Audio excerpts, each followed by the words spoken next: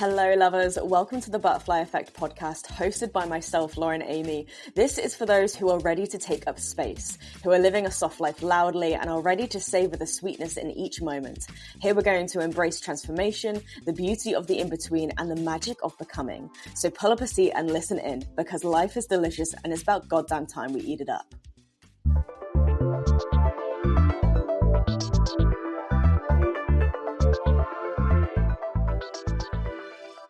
Hello, my honeys. Good morning, good afternoon, good evening. Happy Wellness Wednesday. Welcome back to the Butterfly Effect podcast. How's everyone feeling? I'm recording this well in advance, so I don't know if it's throwing me off a little bit or if it's going to throw me off a little bit, but I'm just going to go with it as best as I can. But I'm recording this an extra day early because a lovely yogi of mine has invited me to go to the spa in between classes, which is decadent AF, and I'm very much looking forward to it. So shout out Caroline, thank you so much, love ya, and I can't wait for it. But okay, we're going to pretend that it's Wednesday today. All right, well, it is Wednesday for you guys, you aren't really going to notice a difference, but hey ho. All right, how are we feeling? I have had the busiest weekend I think in a long ass time, but it was so joyous. Oh my God, I actually have some goss. Guys, I have goss. Okay, sit down, get a cup of tea, get comfortable. Okay, let me tell you this piece of goss first. Guys, I went on a date last week. I went on a date and very spontaneous. Right, bear in mind, I have not been on a date since the one in which I bumped into my ex. We all know what happened there, and if you don't know, go back a few episodes, it is all there. Enjoy yourself, have a good listen. So I have not been on a date since then, nor have I really wanted to, nor have I really had the time. But anyway, and actually that matters for the story I'm going to tell you in a second. So on a Wednesday, I teach in town, and I just finished my classes and I needed to pop to Boots. Boots of all places. I think Boots might be the new place to meet people. I don't know. But I wandered into Boots and picked up a few things, clocked eyes with this guy. And obviously I'm a nice person, so I just gave him a little smile. I didn't really think anything of it. He then kind of found me in another aisle and he came over and she was like, sorry, I just really want to say that you've got really nice eyes. And I don't know why my first instinct when I hear that is to just kind of like look at him like, what do you want? what do you want? What's going on here? Anyway, he told me I've got really nice eyes and I was like, okay, thank you very much. And he was like, are you single? And I was like, yeah. And like, if I was anywhere else, I think like, you know, there's times where you're out and about, maybe you're on a night out or something, you're out with the girlies and a guy comes over and you just feign that you've got some partner waiting for you. The amount of times I've said like, oh, my fiance's waiting for me over there. Thank you so much. Goodbye. Come on, women, we all do it. And actually rightly so, right? Because some situations, they just don't feel safe. But in this situation, I was like, I'm in the middle of Boots. It's the middle of the day. Sure. Yeah, I am single. What's it to you? And he was like, do you mind if I get your number? And again, I'm like, God, this is quite ballsy. This doesn't happen anymore. So I'm like, fuck it. Yeah, I kind of rate this. So I gave him my number, but I wasn't really there to have a conversation. Maybe he was, I don't know. I don't know what energy I was giving out. I think I was somewhat flustered and I was like, this is not my norm. But okay, cool, great, grand, lovely. Anyway, gave him my number. I said, have a nice day, see you around. And then the ball's in his court, which is how it should be, you know, or how I prefer, especially in the early stage. Ball's in your court. If you want to get to know me, you've got to actively put some effort in, you know. So I start walking to my favourite coffee shop to do my usual thing, get a drink, and then head home, continue on with the rest of my day. As I'm walking to this coffee shop, a text message comes in saying, any chance you want to go for a coffee in the next 10 minutes? And I'm like, oh, I'm technically on my way to get a coffee. I have nothing like scheduled explicitly in my diary. I was just going to go home and do some editing. So theoretically I am free. And there was a moment where I'm literally stood on this pavement, like staring at my phone being like, what do I do here? And what have I got to lose? Fuck it, I said yes. And I didn't go into my favourite coffee shop. I literally turned around and went somewhere in town, because if I went to my favorite coffee shop, the baristas there who know me would have ripped me to shit. Okay, they would have been like, who's the guy you with, Lauren, blah, blah, blah. And I just like can't be asked with that. Okay, so we just went to a random coffee shop, got a coffee to go, and then had a walk down the river. And you know what? It was lovely. Very nice guy, very chatty. Not my usual type, I don't think. I think that's another reason why I was hesitating. But because he just came at it with such good energy and like there and then being like, do you want to go on a date now? I was like, fuck it, yeah, absolutely, let's go. So, yeah, it was a good day. I said I'd see him again. And I mean, there was a few things I was questioning. I was just like, hang on, this is a guy in town at like 2 o'clock on a Wednesday. What are you doing? Why aren't you at work, you know? But then I thought, like, he could be thinking the same thing as me. Why am I in town in Boots, of all places, at 2 o'clock on a Wednesday afternoon? And like sometimes I think, oh, this is just a guy in town centre, but then also he could be thinking I'm just a girl in town centre. So I was almost like trying to not talk myself out of it and try not to overthink. It's obvious right now that I'm a bit of an overthinker. But anyway, yeah, went on the date, had a lovely time. Through the rest of my afternoon completely off though, which was somewhat of a negative, but it's okay, it's fine. We pulled it back, we got everything done, and we have been chatting since. However, again, the way he's texting is not giving effort. We did kind of vaguely plan a second date, but he's not really followed through. So I'm like, well, as I say, if you want to get to know me, you've got to put the effort in. If you want to date me, you've got to actively put the effort in to date me. You know what I mean?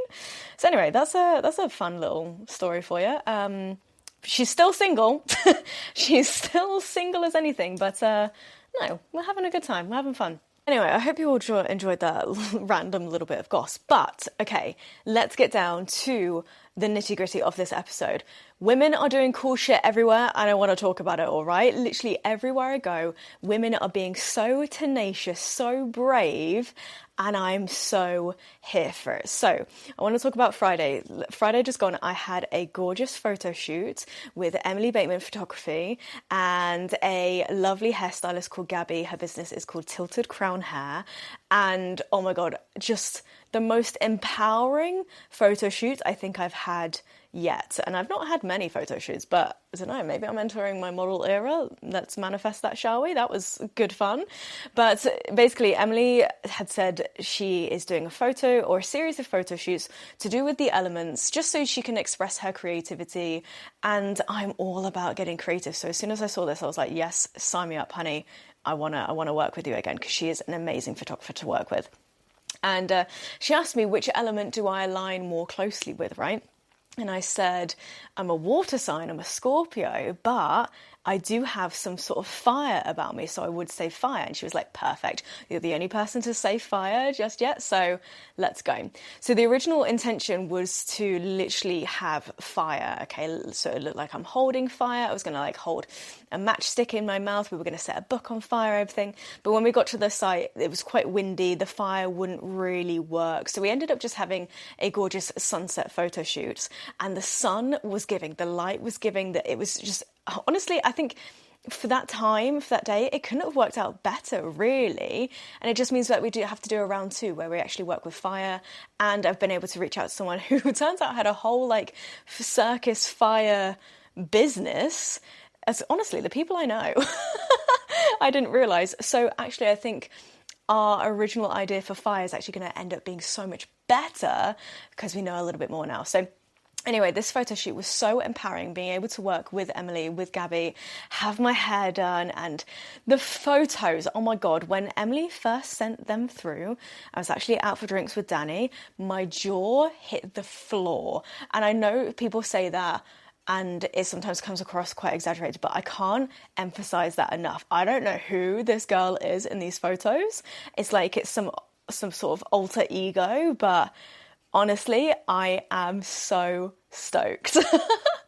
I can't wait for you guys to hopefully see the photos. I imagine they've probably been released now. So, I hope you all enjoy. And yes, stay tuned for part 2 when we actually bring some fire in.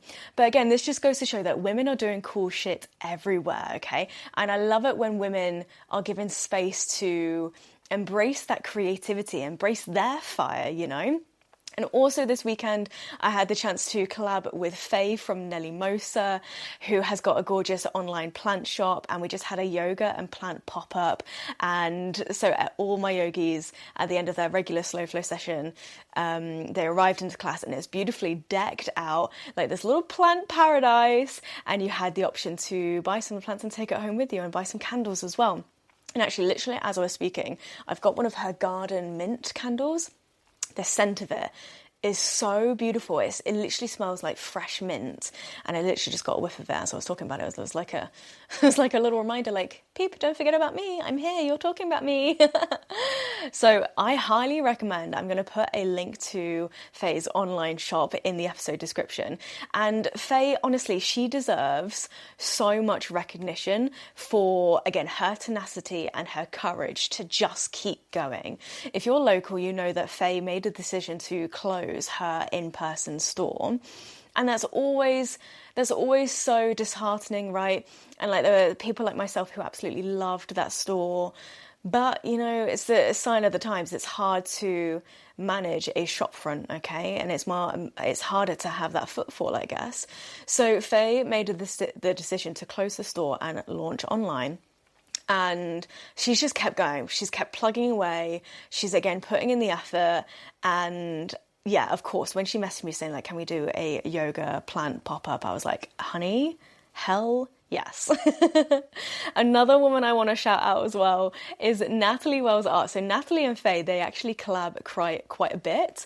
So on Faye's recent launch of her candles, her summer candle collection, Natalie helped design all the promotion, the social media, all the packaging, and it just looks stunning. Natalie is an incredible female form artist, and if you've seen pictures of my living room, if you've seen any of my online class content on Patreon, you'll know that I've got a gorgeous collection of female form artwork painted by myself at one of some of Natalie's workshops, and I love them. I actually realised my living room is very Natalie and Faye coded. It's very Nelly Mosa, very Natalie Wells Art coded, because it's literally plants and naked ladies. What more could you want?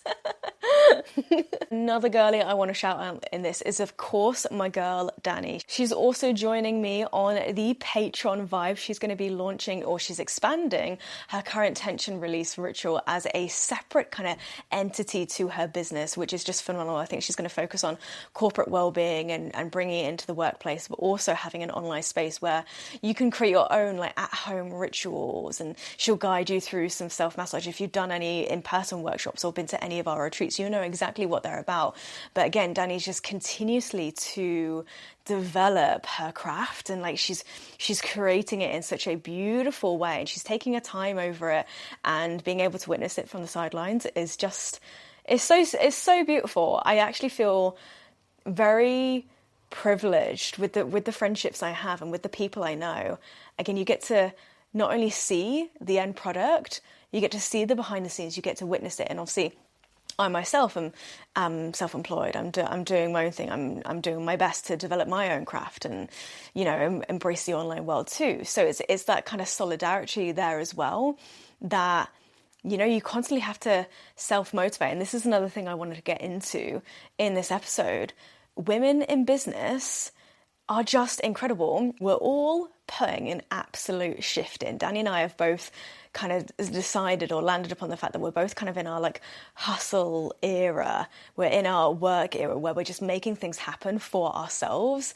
And that's a beautiful thing in itself. You know, it's not for anyone else. Yes, obviously people benefit from it, but it's actually for us. It's another way that we can share what we are most passionate about and, again, embrace that creativity. I just think women have a way of being creative that's just unmatched, really.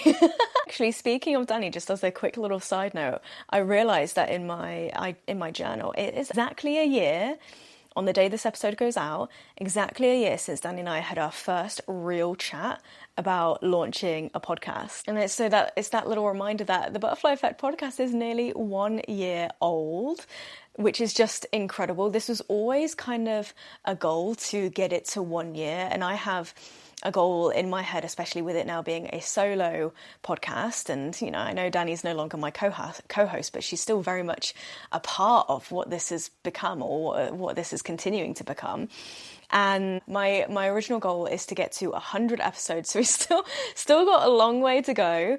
But I think by the time you get to 100 episodes, you really know what you want to do with it from there. And I've had so many ideas, and as I say, I'm doing all this work in the background to improve the equipment, improve the quality, just elevate, just amplify what it was already, and just bring more, you know, and just obviously keeping the enjoyment at the same time.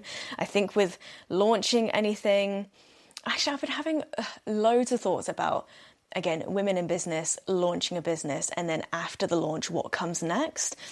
I realized that I launched two things this year. I launched the podcast and I launched the Patreon. And I did them both at the same time and didn't have any real plan. And that is such a privilege, actually, to be able to launch these things and just think, however it lands, whatever happens, we're just going to go with it. So in some ways, launching a business, launching a side hustle, launching a project can actually be the easy bit, okay? And I think I want to talk about this behind the scenes, because I don't know if it's often seen, or if it's often shared, or if it's often spoken about, okay? Launching is the easy bit.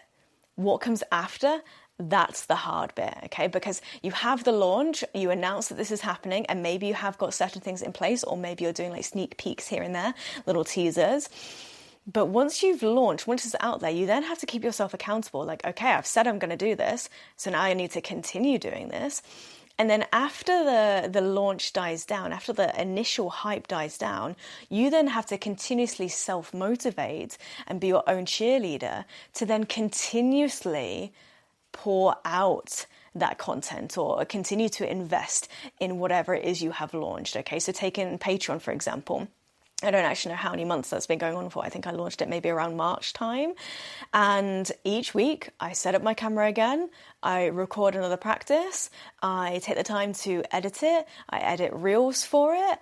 I take the time to schedule it and write a nice class description for it. There's so much effort. It's not just a case of me just putting my camera up and recording a class and then that being done. There's so much more to it. And sometimes I'm just like, do I wish this was a little bit easier? Do I wish I had someone to do this for me? Do I wish I could hire an editor or a social media manager? And yeah, sometimes yes, because it is a lot, okay? But I think whilst I'm in this hustle era, I'm just going to ride it out for as long as it takes, and I'm just going to keep going. It's the same with the podcast. Sometimes when I sit down to record an episode, I'm like, oh, I don't know where my energy is at for this one. I don't know if people are listening. And then each time I question whether people are listening, I look at the numbers and I'm like, there are people listening. You know that people are listening. And actually, this is another tip for anyone in business, anyone creating anything. This could go in so many different arenas. But when you're looking at the numbers, when you're looking at the insights, take the number you see and imagine that as people in a room. Okay? So say, for instance, you have, I don't know, like it's 20 people listening to a podcast episode. Put that amount of people in a room. That is 20 people listening to you. Even if it's less than that, even if it's like, I don't know, 8 people viewed my latest class on Patreon. Put that amount of people in a room. Usually in my normal class setting, that's half full. And that's good going. That's amazing. And I think of the same way with social media. Sometimes I get quite disheartened with social media in that I don't feel like I've got the algorithm locked and I fully understand it. And I don't know, say a post doesn't land very well, or I feel like it doesn't get seen, maybe get seen by like 10 people. Again, put those 10 people in a room and the whole perspective changes. And I know you could like argue it like, oh, it depends on the size of the room, whatnot, but just go with a bog standard room. Just think like, okay, take the podcast again as an example. I'm sat here in my living room having a chat, and let's say 20 people, just as a really random number, 20 people are listening to this podcast episode. That means I've got 20 people in my living room. I don't have that big of a living room, all right? And the same goes for a yoga class. If I imagine the yoga teachers that the yoga studios that I teach in, if I put 8 people in there, I'm like, okay, great, half full, amazing. So, like, again, perspective matters, and it's just a reminder that people are listening, people are interested, even when it feels like they're not. Okay, and I'm using myself and my own business as an example because after all, that's all I know. But I know that there's going to be so many people that also recognize this.